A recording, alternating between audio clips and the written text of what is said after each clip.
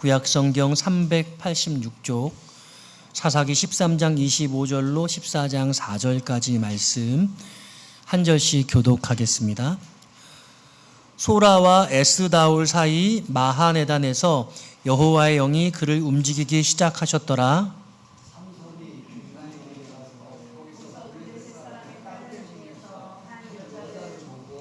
올라와서 자기 부모에게 말하여 이르되 내가 딥나에서 블레셋 사람의 딸들 중에서 한 여자를 보았사오니 이제 그를 맞이하여 내 아내로 삼게 하소서 하매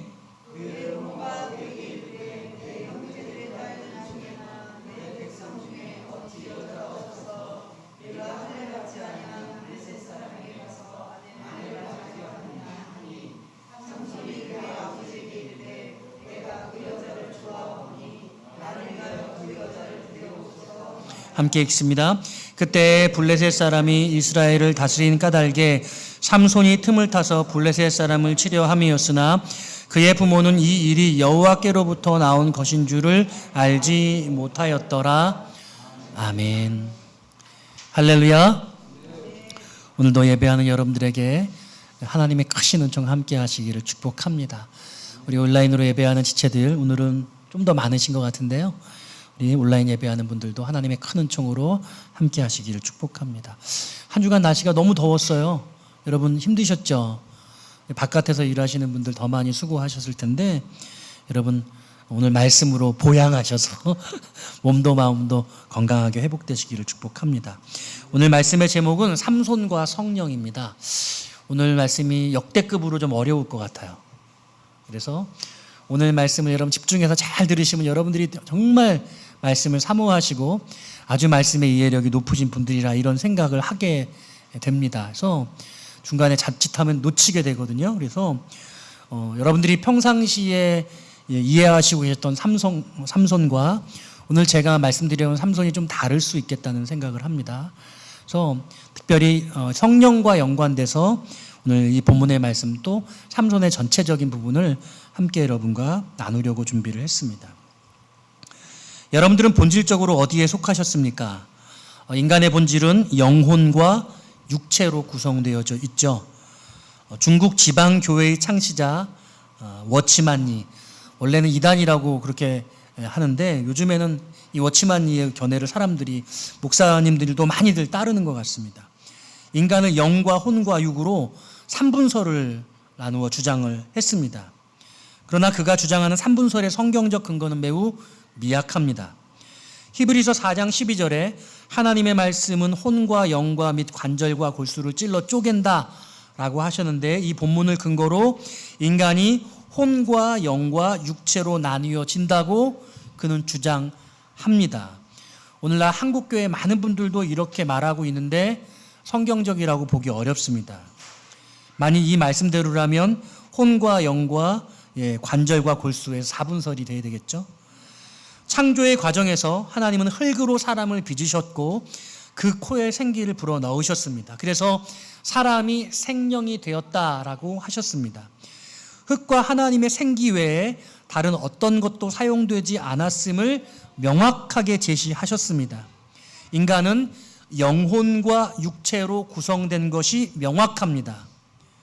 지능이나 이성 혹은 감성이나 정서 같은 혼이라고 말하는 이른바 혼의 영역에 속한다고 하는 그런 주장들, 그것까지도 실은 하나님이 부어주신 여러분들 하나님의 생기 안에 있는 거룩한 하나님의 성품의 요소라고 이해해야 하는 것입니다. 물론 지금은 타락해서 모든 부분에 걸쳐서 전 부분이 죄로 가득한 상태임에도 불구하고 우리의 본래의 모습은 하나님의 모습에서 온 것이라는 겁니다. 그런데 고린도전서 2장에 의하면 사람은 육에 속한 인생과 영에 속한 인생으로 나뉘어집니다. 또 영 중에 세상의 영과 하나님의 영이 있다고도 말씀하셨습니다. 세상의 영은 마귀의 영, 사단의 영을 뜻하는 것이고 저와 여러분들이 받은 영은 세상의 영, 사단의 영이 아니라 하나님의 영입니다. 할렐루야. 우리는 하나님의 영을 받은 자들인 것입니다. 그런데 고린도전서 2장에서 말씀하신 것처럼 육에 속한 사람과 영에 속한 사람 사이에 또 다른 한 가지가 더 있습니다. 그게 뭐냐면 육신에 속한 사람입니다. 제가 지금 삼손 얘기하려고 이 얘기하는 겁니다. 육에 속한 사람은 성령의 일을 받지 않는다는 고린도전서 2장의 말씀처럼 세상적 가치관에서 사는 이들입니다. 육신의 정욕, 안목의 정욕, 이생의 자랑으로 가시적인 세상을 보고 그것으로 만족과 행복을 찾으려고 하는 자들입니다. 하나님은 그들에게도 구원의 기회를 주셨지만 성경은 그들의 마음에 하나님 두기를 싫어했다라고 말씀합니다. 반대로 영에 속한 사람은 땅의 일에 전혀 관심이 없습니다. 그들은 하나님의 말씀에 귀 기울이고 영원한 천국을 사모합니다. 또한 자신 안에 내주하시는 성령님과 교제하며 살아갑니다. 문제는 그 육에 속한 사람과 영에 속한 사람 사이에 있는 육신에 속한 사람입니다. 육신에 속한 사람이라고 말하니 마치 어감으로는 이 사람들도 구원받지 못한 사람 같이 생각됩니다만은 영어로 쉽게 표현하면 baby in Christ, 예수 안에서 아직 어린 아이인 자들인 것입니다. 육신에 속한 사람은 영적 미숙아로 시기나 질투, 미움과 분쟁에 있어서 영적인 생활, 공동체 생활에 적응할 수 없습니다. 예수님을 알고 마음으로 주님을 영접했음에도 불구하고 여전히 세상적인 사고에 머물러 있는 자들인 것입니다. 오늘 전 여러분들에게 영에 속한 사람이 되라고 부탁드립니다. 그러기 위해서는 성령이 충만한 자가 되어야 됩니다. 우리 안에 계신 성령님과 늘 교제하고 성령님의 다스림을 받을 수 있어야 하는 것이죠. 그래야 하나님의 주권과 영광을 위해 일할 수 있습니다. 오늘 나눌 본문의 주인공인 삼손은 이스라엘의 지도자였음에도 불구하고 유감스럽게 육신에 속한 자, baby in Christ, 예수 안에서 아직 아기였던 자였습니다. 사랑하는 여러분, 도대체 어떻게 하면 영에 속한 사람이 될 수 있을까요? 저는 오늘 여러분들이 말씀을 들으면서 어떻게 하면 영에 속한 사람이 될 수 있을까를 더 골똘하게 고민할 수 있는 시간이 되면 좋겠습니다. 삼손은 사사시대의 12번째 사사였습니다. 오늘 본문에 들어가기 전에 13장 1절에 보면 이 삼손이 블레셋에 40년 동안 다스렸던 통치를 받다가 그 블레셋에서부터 해방시키는 그런 이야기가 등장하는데요. 13장 1절에 보면 이스라엘 자손이 다시 여호와의 목전에 악을 행하였으므로 라고 말합니다. 그리고 그 때문에 여호와께서 그들을 40년 동안 블레셋 사람의 손에 넘겨주시니라 라고 말씀하고 있어요. 그런데 여러분 사사기를 여러분들이 쭉 읽어보셨다면 느끼실 수 있겠지만 잘 모르시니 제가 설명해 드리면 사사기의 오늘 이 본문에서 40년 동안 그 블레셋의 압제를 받음에도 불구하고 하나님 앞에 탄원하거나 기도하지 않는 이스라엘의 모습을 보여주고 있습니다. 하나님께서 이스라엘 자손을 블레셋 사람의 손에 넘겨주셨는데 이전과 달리 이스라엘 백성들은 더 이상 여호와의 구원을 위해 부르짖는 행동이 전혀 보여지지 않습니다. 그러니까 영적인 무감각 상태에 빠져 있다고 볼 수 있습니다. 어쩌면 오늘날 우리가 코로나로 말미암아 고통을 받고 정치적으로 경제적으로 이런 어려운 일을 당함에도 불구하고 더 기도하지 않는 우리들의 모습과 비슷한 상태일 수 있겠다는 그런 생각을 해보는 것이죠. 그러니까 이스라엘 사람들과 블레셋 사람이 이런 공존이 너무나 자연스럽게 보여지게 되어집니다. 저는 여러분들에게 이제 먼저 말씀의 본문에 들어가기에 앞서서 삼손에 대해서 여러분들 어떻게 생각하냐고 묻고 싶어요. 여러분들이 생각하는 삼손이란 사람 어떻게 평가하시냐는 거예요. 나는 삼손이 그래도 귀한 사람이라고 생각한다. 나는 삼손이 그래도 참 어떻게 저렇게 살 수 있었을까라고 안타깝게 생각한다. 성경에 많은 인물들, 위대한 사람들이 있는데 그 누구보다 엇갈린 평가가 있는 사람이 삼손이에요. 그래서 저는 삼손을 매우 불편하게 생각해요. 이렇게밖에 살 수 없었을까? 근데 어쩌면 이 삼손의 모습에서 저와 여러분들의 모습을 발견하게 돼요. 그래서 더 골똘하게 성령의 충만함을 받고 성령의 지배를 받는 영에 속한 사람이 되는 게 얼마나 어려운가를 생각하게 되는 것이죠. 그럼에도 불구하고 히브리서 11장 32절은 삼손을 거론합니다. 내가 무슨 말을 더하리요? 기드온, 바락, 삼손, 입다, 다윗 및 사무엘과 선지자들의 일을 말하려면 내게 시간이 부족하리로다. 34절에서는 이렇게 말해요. 연약한 가운데서 강하게 되기도 하며 전쟁에 용감하게 되어 이방 사람들의 진을 물리치기도 하며 삼손을 일컫고 있는 이야기처럼 생각되어집니다. 그러니까 삼손이 매우 비참한 삶을 마감했음에도 불구하고 그렇게 성령 충만한 사람은 아니었던 것 같은 생각이 드는데 되게 육신적인 삶을 살았는데 그럼에도 불구하고 이 히브리서 11장 믿음의 장에서 삼손을 거론하고 있다는 거예요. 그게 참 복된 일이라는 생각을 합니다. 믿음의 거장들의 반열에 다윗과 사무엘과 같이 삼손이 이름을 올려놓고 있다. 성경의 평가는, 히브리서 기자의 평가는 그는 그래도 믿음의 사람이었다라고 말하고 있다는 거죠. 그러면 히브리서 기자가 말하고 있는 믿음의 사람이었다라고 평가하는 이 삼손은 얼마나 성령 충만한 사람이었는가? 오늘 여러분들이 이해하고 있는 삼손에 대해서 성령과 연관해서 말씀을 살펴보려고 하는데 사사기 전체를 살펴볼 거거든요. 그래서 제가 어렵다고 하는 거예요. 그런데 사사기 전체를 살펴보기 전에 먼저 신약의 성령님과 구약의 성령님의 차이를 조금 이해해야 돼요. 여러분 구약시대에 성령님이 계셨습니까? 구약의 성령님이 계셨어요. 구약 성경을 열심히 찾아보면 구약의 성령님이 일하시는 것들을 찾을 수 있습니다. 사사기에도 성령님이 일하세요. 여러분 이게 은혜예요. 왜냐하면 사사시대에는 각자가 왕이 돼서 자기가 왕이 돼서 자기 소견에 옳은 대로 막 살았던 그런 시대잖아요. 그런 시대에도 성령님이 일하셨다는 거예요. 할렐루야. 별로 위로가 안 되세요? 그런 시대엔 성령님 일하시면 안 돼요? 그럼 우리 시대에는 어떻게 해? 오늘 우리가 사사시대하고 비슷한 시대를 살고 있잖아. 이 사사시대에 성령님이 일하셨다는 게 우리에겐 정말 큰 위로요, 소망인 거죠. 오늘 이 시대에도 하나님이 일하실 수 있다는 것을 반증하고 있는 거니까. 근데 신약 시대에는 성령님이 어떻게 일하시냐? 오순절 마가다락방에 성령님께서 예수님이 예고하신 그 성령이 임하신 그 성령님은 어떤 성령님이냐면 따라할까요? 내주하시는 성령님. 내주하시는 성령님이에요. 예수님을 구세주로 영접하면 그 순간 성령님은 그 영접한 그 사람의 몸을 영원한 거처로 삼으신다는 거예요. 만일 여러분들이 구원받았다면 성령님은 여러분 몸 안에 여러분들을 성전 삼아서 그 안에 거하시는 것입니다. 여러분 이것을 믿으십니까? 그리고 그 성령님이 영원토록 여러분들을 떠나지 않으신다는 거예요. 여러분 이게 은혜예요.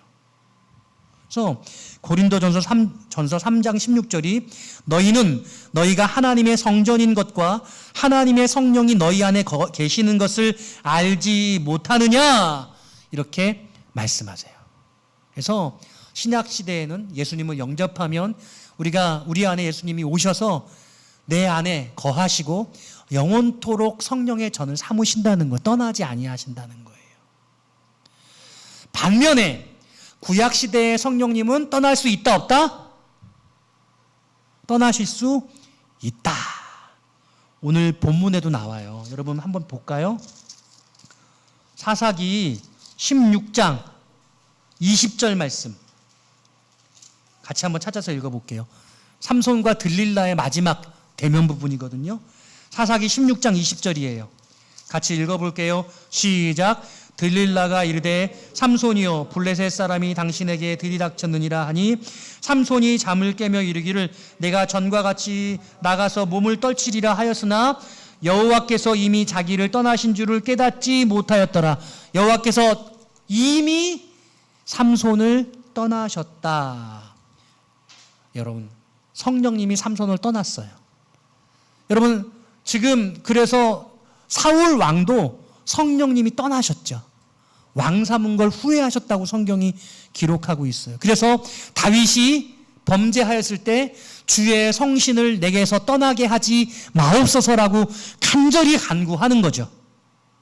구약의 성령님은 그 안에 가시면 계속해서 거하시는 게 아니라 가셨다가 떠나실 수도 있고 아니면 잠시 들르실 수도 있는 그런 성령님이라고 말씀하고 있는 거예요. 그래서 구약시대의 성령님은 특별한 사람에게만 임하셨습니다. 또 한시적으로 한정적으로 임하셨습니다. 제한적이었어요. 그리고 특별히 구약시대는 주로 하나님께서 일하는 사람들의 머리 위에 주로 임했다라는 표현이 많이 등장하고 있습니다. 그리고 사사시대에도 여러 사사들에게 성령으로 임하시는 모습을 보여주고 있는 것이죠. 자, 그러면 제가 지금 성령님이 임한 사람들에 대해서 이야기를 하고 있는데요. 구약시대, 사사시대에도 성령님이 임했다고 말씀했는데 사사시대 온니엘 사사에게도 성령님이 임했습니다. 그리고 기드온에게도 성령님이 임했고요. 입다에게도 성령님이 임했어요. 오늘 이 성경을 좀 찾아볼 수 있기를 바라요. 자, 한 군데씩 좀 찾아볼게요. 아직 본문에 들어가지 않았습니다. 자, 우리 사사기 3장 10절 말씀 같이 한번 찾아볼게요. 사사기 3장 10절입니다. 우리 온라인으로 예배하는 분들도 성경 뒤져서 같이 함께 찾아 읽기를 원합니다. 자, 사사기 3장 10절 다 같이 시작. 여호와의 영이 그에게 임하셨으므로 그가 이스라엘의 사사가 되어 나가서 싸울 때에 여호와께서 메소포타미아 왕 구산 리사다임을 그의 손에 넘겨주심에 온니엘의 손이 구산 리사다임을 이기니라. 아멘. 온니엘은 용사였습니다. 전투를 능하게 할 수 있는 그런 힘 있는 장수였습니다.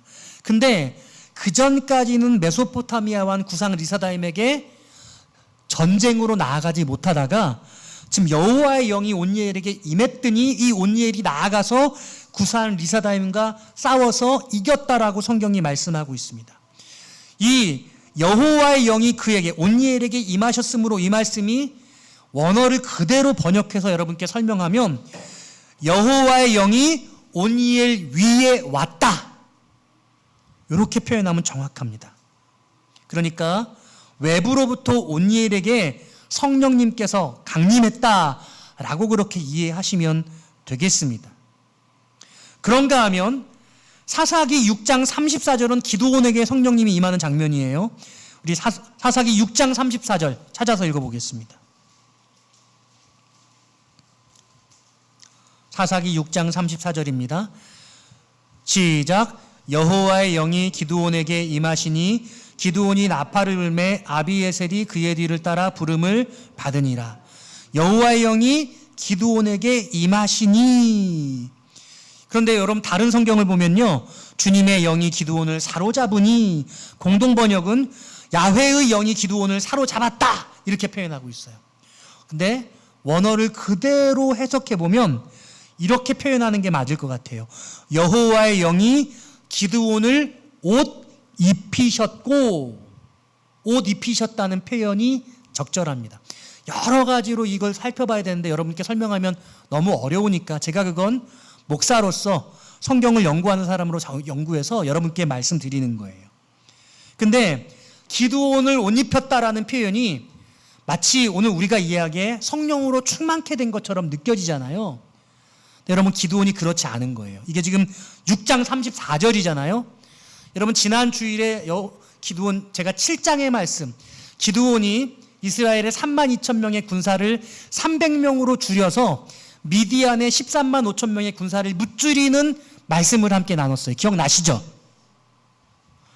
3만 2천 명으로 300명으로 줄이는 과정 전에 근데 양털을 타작마당에 놓고 양털은 적시고 타작마당은 말리고 타작마당은 적시고 양털은 말리고 이러는, 제가 좀 말을 잘했나요? 아무튼 그 표징을 구하잖아요. 근데 이 표징을 구하는 게 어떤 상황이냐면 여호와의 영이 기드온에게 옷 입혀진 상태였다는 거죠. 아니, 성령으로 충만하면 이런 거 물어보지 않아도 되는 거 아니에요? 하나님, 이스라엘 백성들이 저 미디안과의 전쟁에서 이기겠습니까? 지겠습니까? 저 확실하지 않은 것 같은데 확실하게 물증을 보여주세요. 이게 지금 성령 충만한 사람의 태도라고 볼 수 있어요? 하나님의 영이 기드온에게 임했는데 그럼에도 불구하고 기드온은 물증을 달래, 사인을, 표징을 달라고 말하고 있어요. 그래서 기드온은 되게 제가 이렇게 말씀드렸잖아요. 확실히 물증을 중요하게 여기는 실증주의자다라고 제가 말씀을 드렸던 거예요. 의심이 많은 사람이었어요. 확실하게 확인하고 싶었던 거죠. 그러니까 기드온은 하나님의 영으로 옷 입혀졌음에도 불구하고 하나님 앞에 확증을 구한 사람이라고 할 수 있습니다. 그런데 이 기드온을 옷 입히셨다는 이 원어적 표현이 어디 가서 중요한 의미를 갖냐면 미디안의 13만 5천 명과 승리한 이후에 기드온에게 이스라엘 왕이 되어 달라고 요구하자 나는 왕이 될 수 없다고 말하면서 오직 하나님이 왕이라고 말은 고백은 멋져요. 근데 사람들로부터 반지와 그 승리의 어떤 그 기쁨과 그것들을 영광을 얻지요. 그래서 그걸로 뭘 만들어요? 금으로 녹여서 에봇을 만들어요. 에봇이 뭐예요? 대제사장이 입는 옷입니다. 그러니까 미디안 전쟁에서 승리한 기드온은 더 이상 여호와의 영으로 성령으로 옷 입지 않고 금으로 만들어서 에봇으로 제사장의 의복이며 하나님이 세우신 카리스마적인 지도력이 아니라 성령의 능력에 의한 지도력이 아니라 금으로 에봇으로 만들어서 번영과 물질적인 그런 옷으로 입고 있다라는 것이죠. 권력을 탐하는 그런 기드온의 모습을 옷 입다라는 중의적 표현으로 성경이 말씀하고 있어요. 성령으로 옷 입혔다가 이제는 황금으로 옷 입는 기드온의 모습을 대비적으로 성경이 보여주고 있는 거예요. 이해되세요? 그런가 하면 여러분 입다 같은 경우에도 여러분 성령님이 임하십니다. 11장 29절 가보겠습니다. 11장 29절입니다. 사사기 11장 29절 다 찾아서 큰 소리로 한번 읽어볼게요. 성경을 찾는 게 쉽지는 않지만 여러분들 말씀에 집중하기 원합니다. 시작.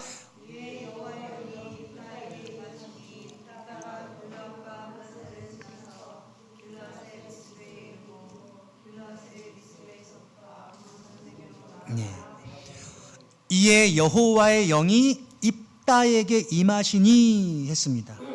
그러니까 이 입다에게 임했다는 말은 위로부터 왔다는 온니엘에게 임한 성령과 동일하게 왔습니다. 그런데 온니엘과 동일한 방식으로 여호와의 영이 입다 위에 오셨음에도 불구하고 온니엘은 어떻게 했습니까? 구산 리사다임에게 나아가지 못하다가 이 여호와의 영이 오시자 구산 리사다임에게 용감하게 나아가서 싸워서 전쟁에서 승리했잖아요. 근데 온니엘과 동일한 방식으로 여호와의 영이 입다에게 임했음에도 불구하고 입다의 반응은 오히려 기드온과 비슷합니다. 여러분 11장 31절 읽어보겠습니다. 11장 31절 같이 읽겠습니다. 시작.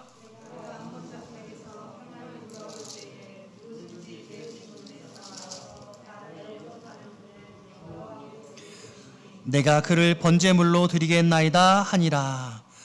암몬 자손에게서 평안이 들어올 때 내 집 문 앞에 나와서 영접하는 자 누가 나왔어요? 딸이 나왔죠. 지금 뭐 하고 있는 거예요? 내가 승리케 하시면 하나님이 승리하게 하면 내가 첫 번째로 만난 사람을 내가 제사로 하나님께 영광스러운 제사로 드리겠습니다. 이게 뭐예요? 승리를 의심하는 거예요. 여호와의 성령님이 이 입다 위에 임했음에도 불구하고 성령님으로 임했음에도 불구하고 승리를 의심해서 승리하게 하시면 내가 번제물을 드리겠습니다. 그래서 딸을 하나님께 인신제사로 드리는 이런 불행한 비극적 인물이 되어져 버리는 것이죠. 성령으로 충만해도 성령의 임재를 겪어도 인간은 얼마든지 죄를 짓고 하나님을 온전히 신뢰하지 않을 수도 있다는 것을, 그럴 가능성을 성경은, 이 사사기는 보여주고 있는 거예요. 무서운 얘기입니다. 실제로 구약의 여러 성령님이 나타난 경우를 보면 에스겔 선지자의 경우에는 여호와의 영이 들어갔다, 에스겔에게 들어갔다라고 표현하고 있고, 다니엘이나 요셉의 경우에는 그의 안에 성령님께서 계셨다라고 말하고 있고, 여호수아 또는 미가, 또 여러분 출애굽기에 등장하는 부살렐과 오홀리압, 성막을 만드는 자들이었죠.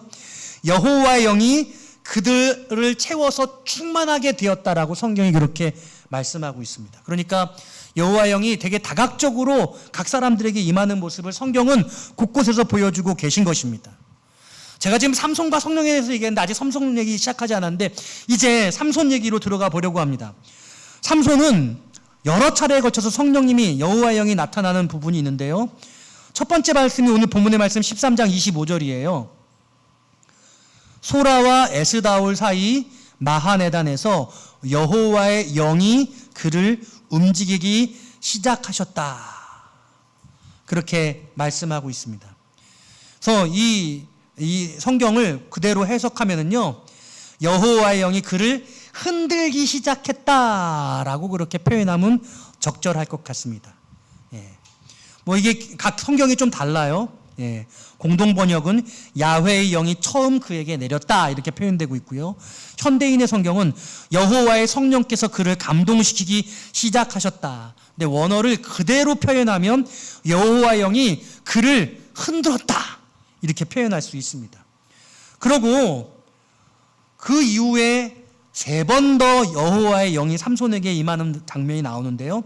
14장 6절 볼까요? 14장 6절입니다. 오늘 본문 읽은 다음 부분입니다. 같이 읽어보겠습니다. 시작. 여호와의 영이 삼손에게 강하게 임하니 그가 손에 아무것도 없이 그 사자를 염소 새끼를 찢는 것 같이 찢었으나 그는 자기가 행한 일을 부모에게 알리지 아니하였더라. 자, 19절 보겠습니다. 19절, 14장 19절 시작. 여호와의 영이 삼손에게 갑자기 임하심에 삼손이 아스글론에 내려가서 그곳 사람 30명을 쳐 죽이고 노략하여 수수께끼 푼 자들에게 옷을 주고 심히 노하여 그의 아버지의 집으로 올라갔고. 자, 14장 6절에서는 염소 새끼를 그냥 찢어버렸습니다. 그리고 14장 19절에서는 30명을 쳐 죽였습니다. 15장 14절 보겠습니다. 15장 14절입니다. 이제 다 봤습니다. 시작. 삼손이 레이의 이름에 블레셋 사람이 그들에게로 마주 나가며 소리를 지를 때 여호와의 영이 삼손에게 갑자기 임하심에 그의 팔 위에 밧줄이 불탄 상과 같이 그의 결박된 손에서 떨어진지라. 여호와의 영이 임하자 결박된 손이 그냥 아무런 힘이 없이 확 뜯어졌다 이렇게 성경이 표현합니다. 근데 공통적으로 14장 6절, 14장 19절, 15장 14절 어떻게 임하냐면 삼손에게 강하게 임했다. 삼손에게 갑자기 임하셨다. 삼손에게 갑자기 임하셨다. 이렇게 강하게 갑자기 임했습니다. 그러니까 삼손은 평상시에는 성령의 임재를 갖고 있지 않다가 어떤 상황에 뭐 속된 말로 이렇게 표현하면 열받으면, 화가 나면, 분노가 일어나게 되면 성령께서, 여호와의 영이 갑자기 그리고 매우 강력하게 임해서 사자를 찢어버리고 사람들을 쳐 죽이고, 그러니까 성령께서 임하셔서 블레셋을 무찌르게 하시는데 혁혁한 공을 세우게 하더라는 것이죠. 정리해 볼게요. 우리는 삼손을 읽으면서 삼손의 힘의 근원이 어디서부터 나온다고 우리가 알고 있어요? 어디에서 나와요? 머리털에서. 그래서 머리털 잘려가지고 힘이 없어졌다 이렇게 생각하잖아요. 근데 이게 오해예요. 삼손은 나실인이었습니다. 삼손이 태어날 때 처음부터 그를 구별하였고, 그리고 하나님께서 그 나실인이 지켜야 될 3가지 법도를 알려주셨어요. 첫 번째가 뭐예요? 포도주와 독주를 마시지 않는 것입니다. 두 번째가 시체를 만지지 않는 겁니다. 그리고 세 번째가 머리에 삭도를 대지 않는 것이죠. 근데 여러분, 삼손이 포도주와 독주를 먹었습니까? 안 먹었습니까? 먹었죠. 여자를 좋아하고 술자리를 매우 즐겼던 것 같아요. 성경에 이게 자세하게 드러나진 않지만 이것을 금지를 어긴 것으로 확인할 수 있습니다. 여러분, 삼손이 시체를 만졌습니까? 안 만졌습니까? 만졌죠. 만졌습니다. 그 죽은 사자의 그 입에서 꿀을 따가지고 먹었잖아요. 시체를 만졌습니다. 두 가지를 어긴 겁니다. 그리고 이 들릴라에게 3번이나 들릴라의 사랑에 빠져가지고, 여러분 여자의 사랑에 빠지는 거 조심하시기 바랍니다. 위험해요. 사랑에 빠져서 결국엔 진실을 말하잖아요. 자기의 힘의 근원이 머리라고요. 근데 그 머리털이 밀렸다는 것은 어떤 뜻이냐면, 하나님께서 그를 거룩하게 구별하기 위해서 3가지를 금지시킨 나시린의 금지의 조항이 다 마지막으로 무너지게 되는 거예요.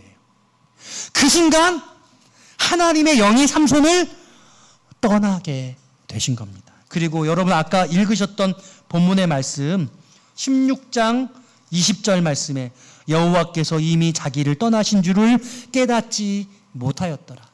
잠에서 깨어나서 힘을 쓰려고 하는데 머리는 밀렸고, 머리가 밀렸다는 것이 어떤 의미냐면 하나님의 성령께서 삼손을 떠나셨다는 거예요. 제가 전에는요 말씀을 전하면서요 이 16장 22절에 그의 머리털이 밀린 후에 다시 자라기 시작하니라, 이게 일종의 암시잖아요. 삼손이 다시 힘을 쓰는 때가 오겠구나, 암시예요. 그래서 맨 마지막에 다곤의 신전에서 그 두 기둥 사이에 자기를 묶고, 그리고 온 힘을 다해서 여호와여 이번 한 번만 허락하시옵소서 힘을 줬더니 그 다곤의 신전의 기둥이 무너지고 그때 3,000명이 죽었잖아요. 그래서 반전의 역사가 나타나고 이게 삼손의 승리라고 많은 사람들이 말씀을 통해서 우리가 그렇게 이해하고 있습니다만은, 여러분 여기 되게 아이러니한 부분이 있는데, 여러분 만약 이게 승리라고 한다면 성령님께서 다시 여기 임재하셔야 되는 거 아닌가요? 삼손이 떠났어요. 머리털이 밀렸을 때. 근데 여러분 어디 여호와의 영이 그 다음에 임했다고 하는 부분이 어디 있어요? 여러분 눈을 씻고 찾아보십시오. 보이지 않습니다. 없어요. 없습니다. 이거 있어야 되는 거 아닌가? 왜 없지? 여호와의 성령께서 임하셨는데도 기록을 하지 않은 건가? 너무 어렵더라고요. 이 문제가 너무 어려워요. 저는 여러분들 이 문제를 여러분의 마음속에 깊이 간직하셨으면 좋겠어. 여러분께 이 메시지를 여운으로 교훈을 드립니다. 그리고 이것이 우리가 어떠한 삶을 살아야 될지에 대해서 아주 중요한 메시지를 주고 있는 거예요. 오늘 본문의 말씀으로 돌아가서 여러분 본문 14장에 4절 말씀 다 같이 한번 읽어보기 원해요. 14장 4절입니다. 시작. 그때에 블레셋 사람이 이스라엘을 다스린 까닭에 삼손이 틈을 타서 블레셋 사람을 치려 함이었으나 그의 부모는 이 일을 여호와께로부터 나온 것인 줄은 알지 못하였더라. 이 일이 여호와께로부터 나온 것이래요. 우리가 삼손의 삶을 살펴볼 때 그는 지극히 세속적인 것 같은, 성에 편력돼서 여자를 사랑하는 그런 마음에 사로잡혀서 사람들을 늘 불편하면서 정말 연회를 즐기고 노는 것을 즐거워하고 사람들하고 퀴즈하는 걸 즐거워하고 날마다 호화로이 연락하는 것 같은 그런 삶을 살았단 말이에요. 어떻게 생각하면 허랑방탕한 것 같은 그런 삶의 모습을 보여주고 있어요. 지도자답지 않아요. 그런데 그런 삼손의 캐릭터를 생각해 볼 때 그 삼손을 하나님이 어떻게 해요? 이 모든 일이 여호와께로부터 나온 것을 그 부모가 알지 못했다고 말씀하고 있어요. 그러니까 삼손이 하나님 앞에 쓰임 받았어요. 그런데 어떻게 쓰임 받았냐면 준비되지 못한, 성숙하지 못한 육신에 속한 사람으로 쓰임 받았어요. 영에 속한 사람이 아니라 육신에 속한 사람. 삼손이 어디 지도자 같아요? 그가 뭐 전쟁을 하기 위해서 준비했습니까? 그가 전투를 하고자 해서 정말 나간 건가요? 그가 그렇게 살았다라고 생각하기가 너무 어려운 거죠. 오늘 우리가 주님 앞에 쓰임 받을 때 어떻게 쓰임 받을 것인가 하는 부분이 제일 중요합니다. 쓰임 받고 버림받는 것이 아니라 쓰임 받고 택함 받고 영원한 생명을 얻고 하늘의 영생의 복을 누리는 저와 여러분들이 돼야 되지 않겠습니까? 할렐루야. 네, 오늘 삼손이 믿음의 사람이라고 인정받고 있긴 하지만 그는 육신에 속한 사람으로 우리가 보기에 매우 부끄러운 어떤 삶의 지도자의 모습을 보여주고 있더라는 거죠. 그래서 성경이 이 삼손을 어떻게 평가하고 있는가에 대해서는 답하고 있지 않기 때문에 매우 어려운 측면입니다만, 저는 삼손의 영이 삼손을 떠났고 다시 돌아오지 않고 삼손이 죽임을 당한 것에 대해서 매우 안타까운 마음을 가질 수밖에 없게 되는 거죠. 그래서 다윗은 자신이 범죄했을 때 주의 성신을 내게서 떠나게 하지 말아달라고 간구하는, 내 안에 계신 성령님이 끝까지 나를와 함께 하시기를 간절히 바랬던 그 마음이 있었다는 것을 생각할 때 삼손과 다윗은 많이 차이가 있다는 생각을 할 수밖에 없는 거죠. 말씀을 정리합니다. 오늘 성령의 완전한 지배를 사모합니다. 저와 여러분들의 삶에 우리가 영에 속한 사람이 되어서 내 안에 계신 성령님이 말씀하셔서 그 말씀에 순종하고 온전히 거룩한 역사를 이룰 수 있는 영에 속한 사람, 우리 그런 사람 되기를 사모하자는 거예요. 구약시대와 신약시대의 차이점이 뭐예요? 한번 우리 안에 들어오신 성령님은 우리를 떠나지 아니하시고 영원토록 내주하십니다. 그리고 그 성령님은 나를 거룩한 인격으로 바꾸기를 원하세요. 성령의 9가지 열매를 주셔서 우리가 하나님의 사람이라고 하는 거룩한 인격으로 변화되기를 기대하시는 것이죠. 그러므로 부끄러운 모습이 아니라, 죄 많은 인생으로가 아니라 매일매일 내 마음을, 육신을 쳐서 복종시킴으로 성령의 사람이 되어서 하나님의 거룩한 인격을 가지고 주님 앞에 쓰임받는 거룩한 도구가 되기를 기대한다는 거예요. 오늘 저와 여러분들이 그런 영에 속한 사람 되시기를 주님의 이름으로 부탁드립니다. 삼손처럼 쓰임받기보다 귀하게, 다윗처럼, 귀하게 바울처럼 그렇게 쓰임받아야 된다는 거예요. 오늘 이 말씀의 은혜, 이 성령을 떠난 이 삼손의 모습, 이 불행한 최후를 우리가 마음속에 깊이 새기고 오늘 성령의 지배를 온전히 받고 영에 속한 사람이 되어서 거룩한 인격의 일모로 주 앞에 쓰임받는 저와 여러분 되시기를 주님의 이름으로 축원드립니다. 우리 말씀 붙들고 우리 기도하기 전에 찬양하고 함께 기도하겠습니다.